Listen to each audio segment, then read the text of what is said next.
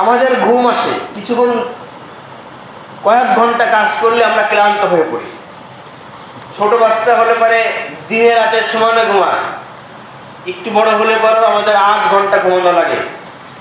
কিন্তু মহান রব্বে কারিমের কখনো ঘুমের প্রয়োজনীয়তা দেখা দেয় না, কখনো ধুলো আসে না। লাহু মা ফিস সামাওয়াতি ওয়া মা ফিল আরদ, তার ক্ষমতার ব্যক্তি কি আল্লাহ নিজেই বলছেন, আসমান এবং জমিন সমূহের মাঝে যা কিছু আছে, যত কিছু আছে সব কিছুর মালিকানা কেবল আল্লাহর। মালিকানা কার? আল্লাহ বলেন। জমির মালিকানা আমরা দেখি, আসলে কি জমির মালিকানা আমরা পাই না। জমির ইতিহাসে আমাদের নাম লেখা হয়। যে জমি আমার দাদার নামে ছিল, ওই জমি আমার বাবার নামে হয়েছে, ওই জমি আমার নামে হয়েছে। এটা জমি চেঞ্জ হয়েছে কি? যদি মালিকানা সম্পদ হতো তাহলে চেঞ্জ হয়েছে, চেঞ্জ হয় না। ইতিহাসে আমার নাম লেখা হয়েছে। জমি কিনতে গেলে পরে RS রেকর্ড দেখা হয়, অন্যান্য রেকর্ড দেখা হয়, 25 বছরের ইতিহাস দেখতে বলা হয়। এই 25 বছরের জমির মালিকানায় কার কার নাম ছিল, এই ইতিহাস। আমরা লক্ষ টাকা দিয়ে, কোটি টাকা দিয়ে জমির ইতিহাসে আমাদের নাম লেখাই মাত্র, জমির মালিক আমরা হই না। পৃথিবীর সব কিছুর মালিক কে? আল্লাহ বলেন। আল্লাহ বলছেন লাহু মা ফিস সামাওয়াতি ওয়া মা ফিল আরদ, আসমান এবং জমিনে যা কিছু আছে সব কিছুর মালিক হচ্ছেন আল্লাহ। মান যাল্লাযী ইয়াশফাউ ইনদাহু ইল্লা বিইذনিহি, আমরা জানি কিয়ামতের দিন নবীরা সুপারিশ করবেন, তাই না? মুহাম্মদ সাল্লাল্লাহু আলাইহি ওয়াসাল্লাম সুপারিশ করবেন। কিয়ামতের দিন শহীদরা সুপারিশ করবেন। কিয়ামতের দিন ভালো আমল করা আলেম যারা হবে, এই আলেমরা সুপারিশ করবে, হাফেজরা সুপারিশ করবে, এমন অনেকে সুপারিশ করবে। তবে সুপারিশ সেই করবে যার সুপারিশের অনুমতি আল্লাহ। সুপারিশ শহীদ হলেই করবে বা করতে পারবে এমন না, বরং আল্লাহর অনুমতি পাওয়ার মতো যোগ্যতা নিয়ে শহীদ হওয়া লাগবে। কেউ আলেম হলেই যে শাফায়াত করবে, সুপারিশ করবে এমন না, বরং সে যোগ্যতা সহ তাকে মৃত্যুবরণ করা লাগবে। আল্লাহ বলছেন মান যাল্লাযী ইয়াশফাউ ইনদাহু ইল্লা বিইذনিহি, তিনি সেই সত্তা যার অনুমতি ব্যতীত তার কাছে সুপারিশ করার কোনো ক্ষমতা কারো নেই। আমরা জানি নবীরা নিষ্পাপ, তাই না? নবীরা নিষ্পাপ। আমরা জানি আমাদের সমাজে প্রচলন আছে, পীর সম্বন্ধে মানুষের ধারণা আছে, ওলি সম্বন্ধে ধারণা আছে যে তারা আমাদের শাফায়াত করবে। এই বিশ্বাস থেকে আমাদের কিছু ভাই পীরের মাজারে মান্নত করে, সেজদা করে, টাকা দেয়, তাই না? কিন্তু আসলেই কোন পীর কি শাফায়াত করতে পারে? সে পীর জান্নাতে যাবে কি তার গ্যারান্টি আছে? না। আমরা জানি হাদিসে সাল্লাল্লাহু বলেছেন, কিয়ামতের দিন যে সময় সব মানুষ দাঁড়িয়ে যাবে, শাফায়াত কে করবে এ ব্যাপারে সবার ভিতর বল থাকবে। পৃথিবীর সব মানুষের মাঝে যাদের কিছু আমল ভালো আছে বা খারাপ আছে, তারা সবাই এতটাই পেরেশান হবে, তারা চাইবে আমাদের জান্নাত দেওয়া হোক বা জাহান্নাম দেওয়া হোক, বিচার যেন শুরু হয়। কি যাবে? বিচার যেন শুরু হয়, এমন পেরেশানি মানুষকে পেয়ে বলবে। প্রথমে মানুষেরা যাবে আদম আলাইহিস সালামের কাছে। কার কাছে যাবে? আদম আলাইহিস সালামকে যাবে, যে বলবে আনতা আদম আনতা আবুল বাশার, আপনি হচ্ছেন আদম আলাইহিস সালাম, মানব জাতির আদি পিতা। এই যে ভয়াবহ দিন, কিয়ামতের দিন, আমাদের বিচার শুরু হচ্ছে না। ফায়সালা যেটাই হোক, জান্নাত হোক বা জাহান্নামে আমরা যাই, আমরা পেরেশানির মধ্যে আছি, আমাদের জন্য বিচার শুরু হয় এবং আমাদের জন্য ক্ষমা করা হয়, যেন বিচার শুরু হয় এবং কি করা হয়, আমাদের প্রতি যেন রহম করা হয়, এই জন্য শাফায়াত করে। আদম আলাইহিস সালাম তিনি বলবেন যে না, মহান রব্বে কারীম গদাবাল ইয়াউমা গদবান লাম ইয়াগদাব কত্তু, এত বিশাল ভয়াবহ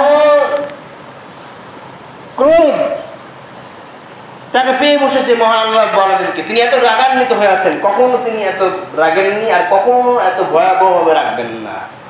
আমাকে মানা করেছিলেন একটা গাছের ফল খেতে জান্নাতে, সেই গাছের ফল খেয়েছিলাম, না জানি আমার কি হয়। ইয়া নাফসি বলবেন, তিনি বলবেন শাফায়াত করতে পারবেন না। আদম আলাইহিস সালাম তিনি আবুল বাশার, তাই না? প্রথম মানুষ যাকে আল্লাহ নিজ হাতে সৃষ্টি করেছেন। সুবহানাল্লাহ, নিজে সৃষ্টি করেননি, নিজ হাতে সৃষ্টি করেছেন। তিনি কয়টা ভুল করেছেন? একটা ভুল করেছেন। সে ভুল হলো একটা গাছের ফল খেতে মানা করা হয়েছে, তিনি খেয়েছেন। আমরা কতটা ভুল করি? আমাদের ভুলের হিসাব আছে? হিসাব নাই। অথচ তিনি তার ওই ভুলের কারণে শাফাত করার ব্যাপারে আল্লাহর সামনে দাঁড়াতেই ভয় পাবে। যদি নবী হয়ে আল্লাহ রাব্বুল আলামিন যাকে প্রথম সৃষ্টি করেছেন, শুধু তাই না, আল্লাহ রাব্বুল আলামিন বলছেন খালাকতু বিয়াদাইয়া, আমরা আলোচনা আনবো ইনশাআল্লাহ। তার ব্যাপারে বলছেন যে আমি আদমকে আমার নিজ হাতে সৃষ্টি করেছি। সুবহানাল্লাহ। তিনি সেই আদম যার প্রতি সম্মান সুযোগ সিজদা না করার কারণে ইবলিসের ঠিকানা কোথায় হয়েছে? জাহান্নামে হয়েছে। এই মর্যাদাপূর্ণ মহামানবের চাইতে কোনো পীর, কোনো আলেম কি বেশি মর্যাদাবান হতে পারে? কখনোই না। অথচ এই আবুল বাশার কিয়ামতের দিন শাফাত করার ব্যাপারে ভয় পাবে। বলা হবে নূহ নবীর কাছে যাও, নূহ আলাইহিস সালামের কাছে যাওয়া হবে। তাকে একই রকম ভাবে বলা হবে যে আপনি হচ্ছেন সেই মহামানব যার দোয়ার বারাকায় আল্লাহ রাব্বুল আলামিন সারা পৃথিবীর বুকে প্লাবন দিয়েছিলেন। এমন বন্যা হয়েছিল যে ভূপৃষ্ঠের সব কিছুকে আল্লাহ রাব্বুল আলামিন ডুবিয়ে দিয়েছেন। আপনার কথা মতো ইমানদার ব্যতীত সবাইকে পৃথিবী থেকে আল্লাহ নিঃশেষ করে দিয়েছেন। আপনাকে আল্লাহ ৯৫০ বছর আয়ু দিয়েছেন, দীর্ঘ সময় দাওয়াত দিয়েছেন, আপনি আমাদের জন্য শাফাত করুন। নূহ আলাইহিস সালামকে শাফাত করার সাহস পাবেন? পাবেন না। তিনি ভয় পাবেন এবং বলবেন যে আমি দোয়া করেছিলাম রব্বি লা তাদার আলাল আরদি মিনাল কাফিরিনা দাইয়ারা। আমি বলেছিলাম আল্লাহ, যারা কুফরি করে তোমার সাথে, এই কাফেরদের একজনকে বাঁচিয়ে রেখো না, সবাইকে মেরে ফেলে দাও। যুক্তি হিসাবে কি বলেছিলাম? আমি বলেছিলাম ইন্নাকা ইনতাদারহুম ইউদিল্লু ইবাদাকা ওয়া লা ইয়ালিদু ইল্লা ফাজিরান কাফফারা। আমি যে আল্লাহর কাছে দোয়া করলাম যে যারা কুফরি করে কাউকে বাঁচিয়ে রেখো না, দোয়া কেন করলাম? আমি বলেছিলাম ইন্নাকা ইনতাদারহুম, যদি আপনি এই কাফেরদেরকে বাঁচিয়ে রাখেন, ইউদিল্লু ইবাদাকা, তারা আপনার বান্দাদেরকে পথভ্রষ্ট করে দেবে, ওয়ালা ইয়ালিদু ইল্লা ফাজিরান কাফফারা, তারা যত জন্ম দেবে সবগুলি পাপিষ্ঠ আর কাফের ছাড়া কোনো ভালো মানুষ তারা জন্ম দেবে না। এই যুক্তিতে আমি আল্লাহকে বলেছিলাম আল্লাহ সবাইকে নিঃশেষ করে দাও, মেরে ফেলে দাও, যারা ঈমান এনেছে তারা ব্যতীত। আমি জানি না আজ কিয়ামতের দিন আল্লাহ আমার কাছে সাথে কি ধরনের আচরণ করবে। আল্লাহ বলেন আমাকে আমার ছেলের ব্যাপারে সুপারিশ করে নিষেধ করেছিল, আমি আমার ছেলের ব্যাপারে সুপারিশ করেছিলাম। তিনি দোয়া করেছিলেন তার ছেলে যখন ডুবে যাচ্ছে, ছেলের কাছে তিনি বললেন যে আল্লাহর প্রতি যথাযথ বিশ্বাস স্থাপন করো, নৌকায় ওঠো। ছেলে বলেছিল কিসের নৌকা? বিশাল বিশাল পাহাড় দেখা যায়, পাহাড়ের চূড়ায় উঠে যাবো, যত বৈশালী বন্যা হোক আমার কিছুই হবে না। নবী নূহ আল্লাহর কাছে বললেন, যখন ছেলে ডুবে যাচ্ছে তখন বললেন যে হে রব, এটা আমার পরিবারের অংশ, আমার সন্তান। আল্লাহ বললেন যে আমার প্রতি বিশ্বাস স্থাপন করে না, সে তোমার পরিবারের অংশ হতে পারে না। এরপর আল্লাহ বললেন যে নূহ, যদি আর একবার বলো তাহলে পারে আমি তোমাকে নবীদের খাতা থেকেই নাম কেটে ফেলি। নবী, একজন নবী, তার সন্তান পাপাচারী হওয়ার কারণে তার সুপারিশ গ্রহণ করা হয় নাই। নবীর সুপারিশ গ্রহণ করা হয়েছে? হয়নি। এমনকি কিয়ামতের দিন এই ৯৫০ বছর পৃথিবীতে বেঁচে থেকে শত শত বছর দাওয়াত দেওয়া, নিজের সন্তানকে পর্যন্ত বিসর্জন দেওয়া, এই নবীও কিয়ামতের দিন আল্লাহর সামনে শাফাত করতে ভয় পাবে, শাফাত করার সাহস দেখাবে। বলা হবে ইব্রাহিমের কাছে যেতে, পৃথিবীর সকল মানুষ ইব্রাহিম আলাইহিস সালামের কাছে যাবে সুপারিশের জন্য। তার কাছে একই রকম বলা হবে আপনাকে আল্লাহ রাব্বুল আলামিন মর্যাদা দিয়েছেন, আপনাকে আল্লাহ তার নিজের বন্ধু হিসেবে গ্রহণ করার ঘোষণা কোরআন মাজিদে দান করেছেন। আপনাকে জাতির পিতার মর্যাদা কোরআনে দেওয়া হয়েছে, মিল্লাতা আবিকুম ইব্রাহিম হুয়া সাম্মাকুমুল মুসলিমিন। আল্লাহ বললেন যে তোমাদের এই মুসলিম জাতির পূর্বপুরুষ হচ্ছে ইব্রাহিম আলাইহিস সালাম, এবং তিনি তোমাদের নাম মুসলিম রেখেছেন। ইনি সেই ইব্রাহিম যিনি মহাপ্লাবনে, নূহ আলাইহিস সালামের মহাপ্লাবনের পরে হোক বা অন্য প্লাবনের পরে হোক, যে সময় কাবা ধ্বংস হয়ে গেছিল, তিনি পুনরায় কাবা নির্মাণ করেছেন। ইনি হচ্ছেন সেই ইব্রাহিম যিনি তার ঈমান টিকিয়ে রাখার জন্য পিতার কথা অমান্য করেছিলেন, রাজার কথা অমান্য করেছিলেন, তাকে অগ্নিকুণ্ডে নিক্ষেপ করা হয়েছিল, তাও ঈমানের প্রতি অবিচল ছিলেন। তিনি হচ্ছেন সেই ইব্রাহিম যাকে আগুনে দেওয়ার পরে 40 দিন আগুনে রাখা হয়েছিল। আল্লাহ রাব্বুল আলামিন ঘোষণা দিয়েছিলেন, কুলনা ইয়া নারু কুনি বারদাও ওয়া সালামান আলা ইব্রাহিম। আল্লাহ বলেছিলেন না আগুনকে ডেকে, ইয়া নারু কুনি বারদা। আল্লাহ বললেন আগুনকে আমি ডাক দিয়ে বললাম, হে আগুন ঠান্ডা হয়ে যাও, ওয়া সালামা, এমন ঠান্ডা হয়েও না যেটা কষ্টদায়ক হয়। বরফ ঠান্ডা আমাদের গায়ে লাগলে আমরা কষ্ট পাই কি না? দীর্ঘ সময় বরফ আমাদের গায়ে রাখলে আমরা মারা যাব। খুব দীর্ঘ সময় রাখা লাগবে না, অল্প সময় রাখলেই মানুষ মারা যাবে। তাহলে ঠান্ডা মানেই উপকারী নয়। আল্লাহ বললেন যে আগুন ঠান্ডা হয়ে যাও, এমন ঠান্ডা যেটা কি হয় ইব্রাহিমের জন্য প্রশান্তিদায়ক হয়। সুবহানাল্লাহ। 40 দিন ইব্রাহিমকে আগুনে রাখা হয়েছে, এরপরেও একজন মানুষ মারা যায় নাই। সুবহানাল্লাহ। যে ইব্রাহিমকে 40 দিন আল্লাহ আগুনে অক্ষত রেখেছেন, তিনি সেই ইব্রাহিম। তিনি সেই ইব্রাহিম যিনি মক্কায় তার স্ত্রী সন্তানকে আল্লাহ রেখে আসতে বলেছে, রেখে এসেছেন।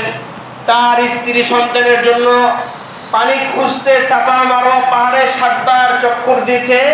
আল্লাহ হজের আবশ্যক বিধান করে দিয়েছে সাফা মারওয়ায় 7 বার সাই করা। সুবহানাল্লাহ। ইনি সেই ইব্রাহিম যে ইব্রাহিম সন্তানকে জবাই করার জন্য মিনায় নিয়ে গেছে, নিয়ে যেতে পথে 3 বার শয়তান ধোঁকা দিয়েছে। তিনি 3 বার শয়তানকে কঙ্কর নিক্ষেপ করেছেন। আল্লাহ কিয়ামত পর্যন্ত যতজন হাজি হজ করতে যাবে সবার হজের একটা অংশ করে দিয়েছেন ওই 3 জায়গায় পাথর নিক্ষেপ করা। সুবহানাল্লাহ। ইনি সেই ইব্রাহিম যিনি যে জায়গায় সন্তানকে কুরবানি দিতে গেছেন, আল্লাহ বলেন দয়া করে সন্তানের বিপরীতে দুম্বা কুরবানি দিয়ে এই কুরবানির রেওয়াজ সারা পৃথিবীর মুসলিম উম্মার জন্য আবশ্যক করে দিয়েছেন প্রতি বছর। সুবহানাল্লাহ। সেই ইব্রাহিমের কাছে মানুষ যাবে, তিনি কি শাফাআত করতে পারবেন? শাফাআত করার সাহস দেখাবেন না, ভয় পাবেন। তিনি বলবেন যে আমি আমার জীবনে 3 বার মিথ্যা কথা বলেছি। কয়বার মিথ্যা বলেছি বলবেন যে 3 বার মিথ্যা বলেছি। সারা জীবনে কয়বার? আমরা সারা দিনে কয়বার বলি? আমাদের দিনে কতবার মিথ্যা হয় তার ঠিক থাকে না, তাই না? তিনি বলবেন যে আমি আল্লাহর সামনে দাঁড়াতে পারবো না শাফাআত করার জন্য, কারণ আমি আমার জীবদ্দশায় 3টা মিথ্যা কথা বলেছি। কি কি মিথ্যা বলেছেন তিনি? তিনি যে সময় তার স্ত্রীকে নিয়ে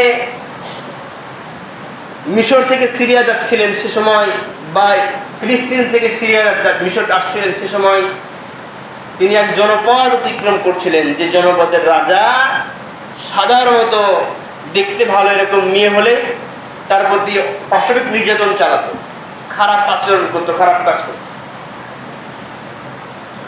আর তার একটা রেওয়াজ ছিল, যে মেয়েকে দেখতে ভালো লাগবে সেই মেয়ে যদি স্বামী থাকে তাহলে তার স্বামীকে আগে মেরে ফেলা হতো।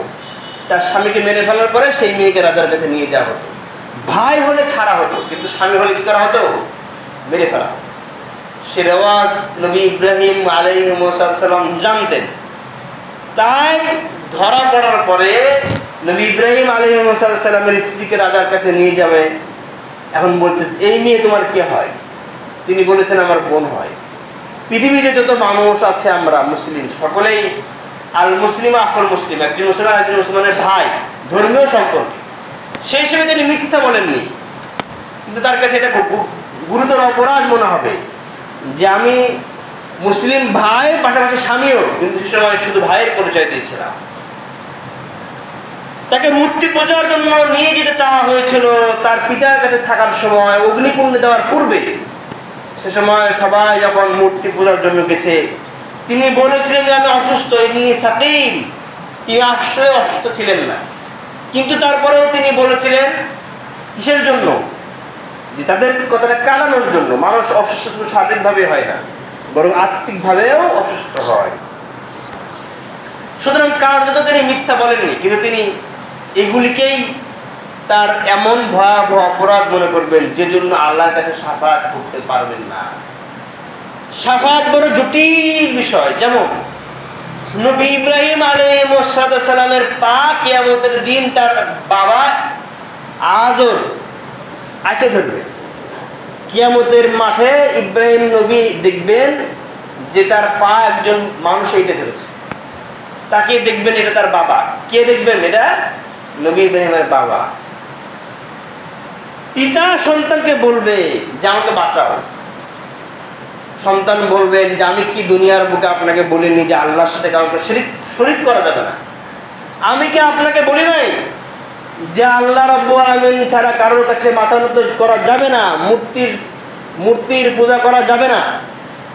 ইব্রাহিম নবীর পিতা বলবেন আজ তুমি আমার জন্য সুপারিশ করো, আমি কখনোই তোমার কথার অবাধ্য হব না।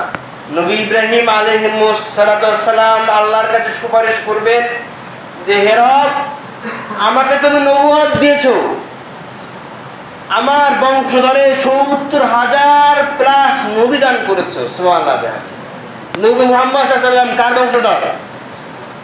নবী ইব্রাহিমের বংশধর। কার বংশধর? নবী মুহাম্মদ সাল্লাল্লাহু আলাইহি ওয়াসাল্লাম কার বংশধর? নবী মূসা কার বংশধর? ইব্রাহিমের। ঈসা কার বংশধর? এরকম ৭০,০০০ নবী আল্লাহ যার ওরসে জন্ম দিয়েছে। সুবহানাল্লাহ। সেই নবী শাফাআত করবে তার বাপের জন্য। কয়জন মানুষের জন্য? একজন মানুষের জন্য। কয়জনের জন্য? এই যার ওরসে আল্লাহ ৭০,০০০ প্লাস নবী দিয়েছে, যাকে দ্বারা আল্লাহ কাবা নির্মাণ করে নিয়েছে, যাকে আল্লাহ বলবেন মুসলিম জাতির পিতা হিসেবে ঘোষণা দিয়েছে, যার পালনীয় ইবাদতকে হজের রুকন হিসেবে আল্লাহ পুরা মুসলিম উম্মার জন্য নির্ধারণ করে দিয়েছে, যার দেওয়া কুরবানি সমর্থবান সকল ইমানদারের উপরে প্রতি বছর আল্লাহ ফরজ করে দিয়েছে, সেই ইব্রাহিম একজন মানুষের জন্য সুপারিশ করবে এবং একথাও বলবে যে তুমি না বলেছিলে যে আল্লাহ তো খুশি আমি বাসুন, ইব্রাহিম কিয়ামত দিবসে তুমি আমাকে অপমানিত করবে না। আজ কিয়ামতের দিন আমার বাবা জাহান্নামে যাবে, এর চাইতে বড় অপমান আমার জন্য কি হতে পারে? সেদিন নবী ইব্রাহিমের এই সুপারিশ গ্রহণ করা কি হবে? গ্রহণ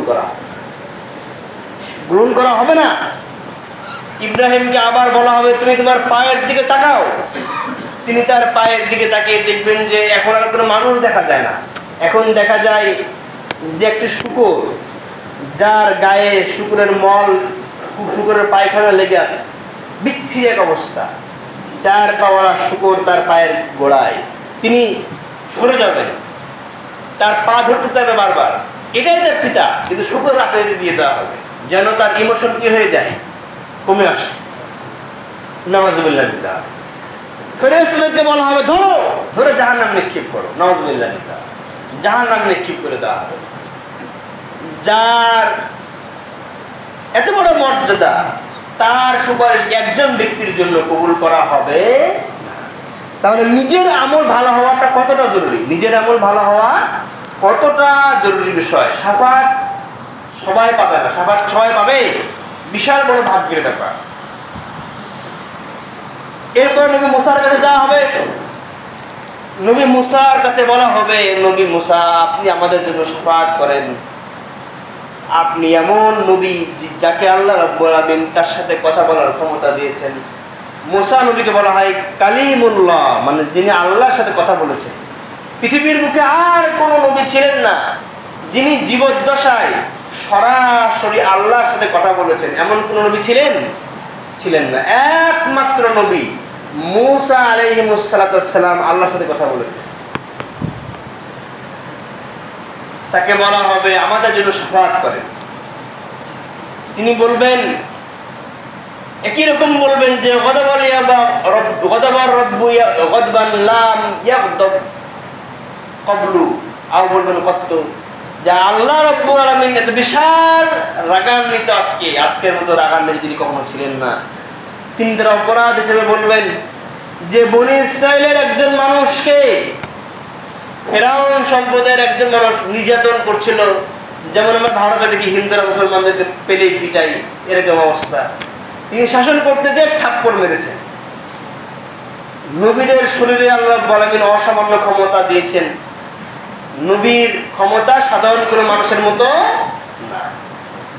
এক বর্ণনা আছে যে কম করে হলেও 40 জন যুবকের যে শারীরিক ক্ষমতা থাকে একজন নবীকে আল্লাহ দান করে থাকে। থাপ্পড় মেরেছে, থাপ্পড় এত ওয়েটে থাপ্পড় হয়েছে, কি হয়েছে, মারাই গেছে, লোকটা মারা গেছে। শাসন করতে যে থাপ্পড় দিয়েছে আর মারা গেছে। স্বাভাবিকভাবে মারা যেতে পারে, আমাদের থাপ্পড়ে মানুষ মারা যেতে পারে, যদি বেকায়দায় কানে লেগে যায় বা মস্তিষ্কের গুরুত্বর কোনো স্থানে লেগে যায়, তাহলে আমাদের মতো সাধারণ মানুষের থাপ্পড়ে কি হতে পারে, মানুষ মারা যেতে পারে, ঘুষিতে মারা যেতে পারে।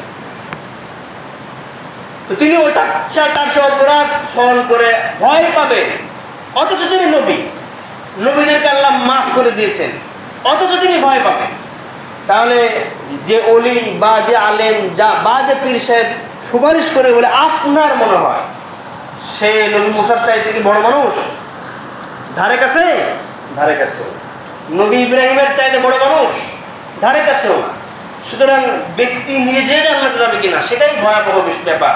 শাফাআত করা তো বেশ জটিল বিষয়। শেষমেশ ঈসা নবীর কাছে যাওয়া হবে, তিনিও শাফাআত করতে অপারগতা দেখাবেন, লজ্জাবোধ করবেন যে মানুষ আমাকে বলেছে যে আমি আল্লাহর পুত্র, নাউযুবিল্লাহি মিন যালিক।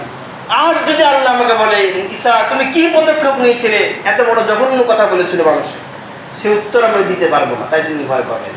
শেষে নবী মুহাম্মদ সাল্লাল্লাহু আলাইহি ওয়াসাল্লামের কাছে আসা হবে, তাকে বলা হবে তিনি সেই দিন আল্লাহ রাব্বুল আলামিনের কাছে শাফাআত করার জন্য পুরা মানব মণ্ডলের পক্ষ থেকে যাবেন। সুবহানাল্লাহ। যেই কি শাফাআত করবেন? শেষ নবী, যার উম্মতের সংখ্যা বিশাল হবে, তিনি কি যেই শাফাআত করবেন না তো? যাকে আল্লাহ বলেন মাকাম মাহমুদ দিয়ে ধন্য করবেন, তিনি যেই শাফাআত করবেন এমন হবে না। রাসূলুল্লাহ বলছেন যে তিনি সিজদায় লুটিয়ে পড়বেন আল্লাহর সামনে, যে এমন কিছু বাক্য, এমন কিছু প্রশংসা আল্লাহ বলেন সম্বন্ধে তাকে শিখিয়ে দেওয়া হবে সে সময়, যা সম্বন্ধে তার পূর্বে বিস্তর ধারণা ছিল না। সুবহানাল্লাহ। সিজদায় লুটিয়ে পড়ে আল্লাহর প্রশংসা গাইবেন, যেন আল্লাহ বলেন মানব মণ্ডলের প্রতি কি করেন, দয়া করেন। দীর্ঘ সময় পরে, যত দিন, যত মাস, যত বছর আল্লাহর ইচ্ছা হয়, ততদিন পরে মুহাম্মদ সাল্লাল্লাহু আলাইহি ওয়াসাল্লামকে আল্লাহ মাথা উঠাতে বলবেন, এরপরে না শাফাআতের হিসাব হবে।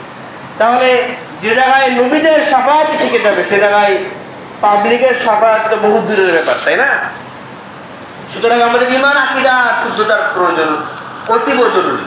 যে ঈমান আকীদা দিয়ে নিয়ে মারা গেলে অন্তত জান্নাতে যাওয়ার আশা করা যায়, অন্তত শাফাআত পাওয়ার আশা করা যায়।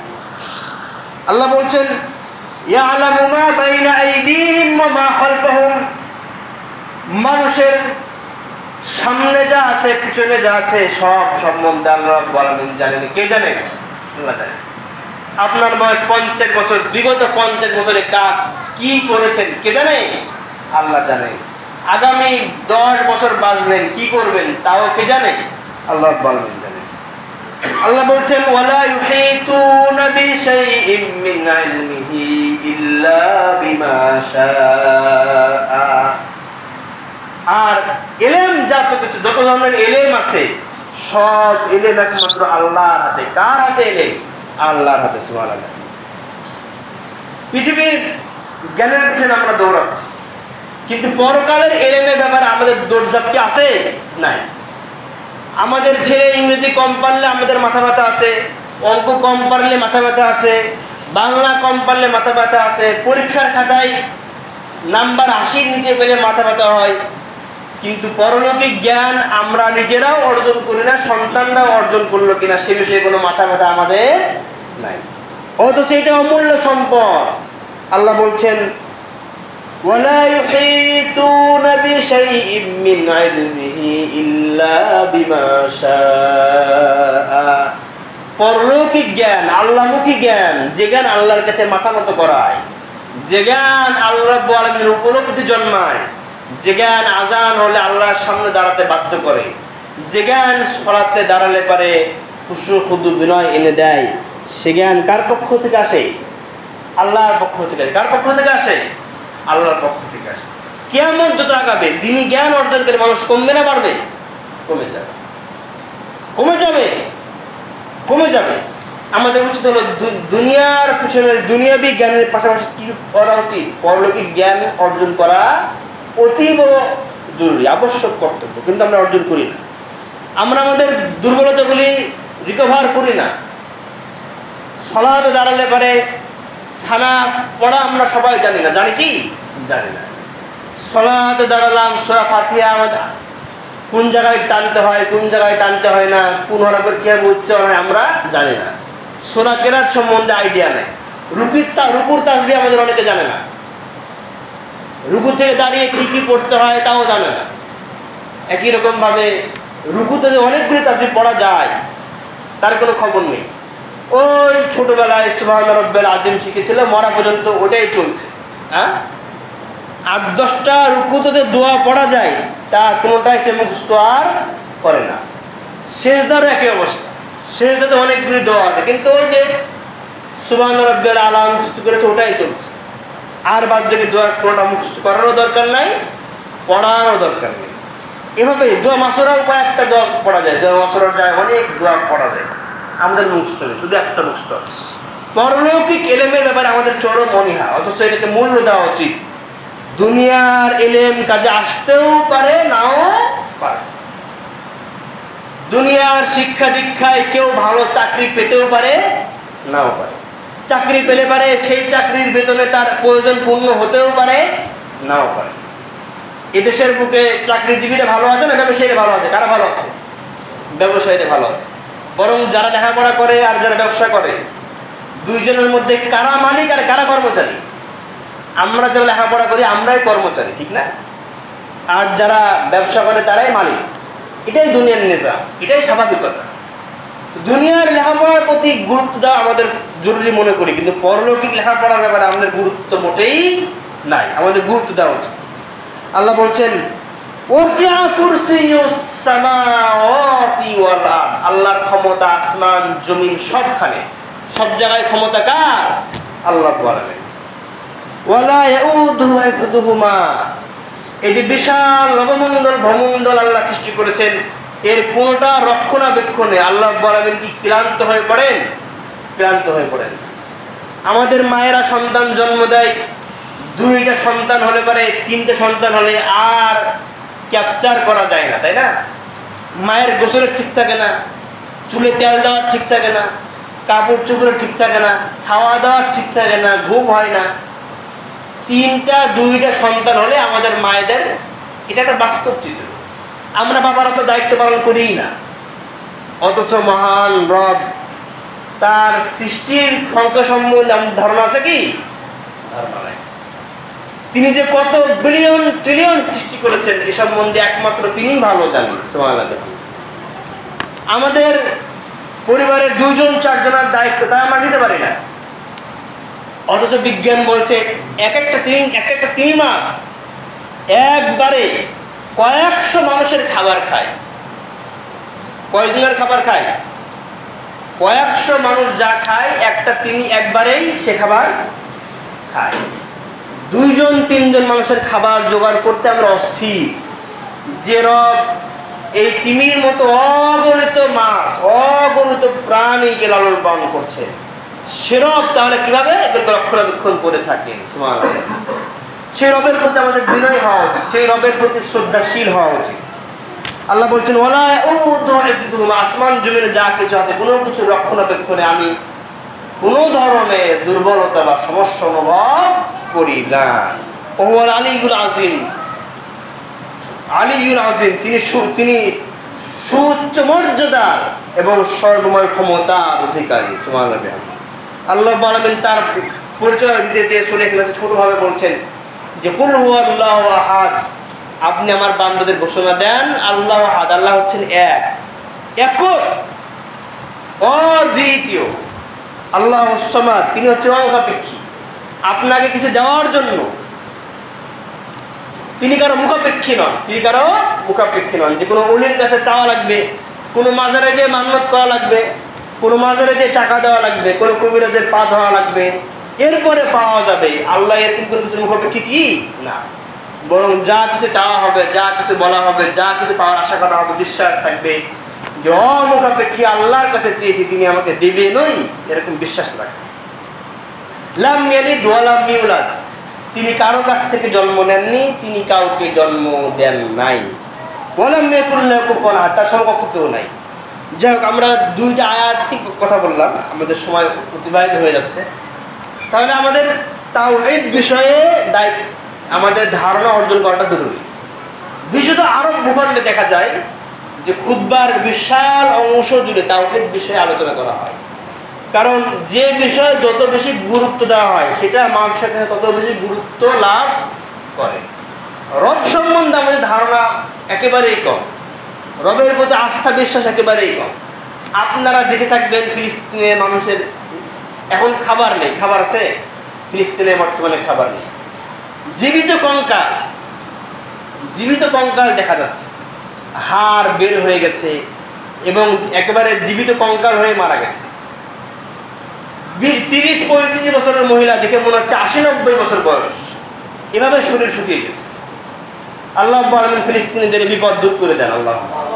এরপরে ঈমান বা আল্লাহর প্রতি আস্থার জায়গাটা হলো বড় ব্যাপার।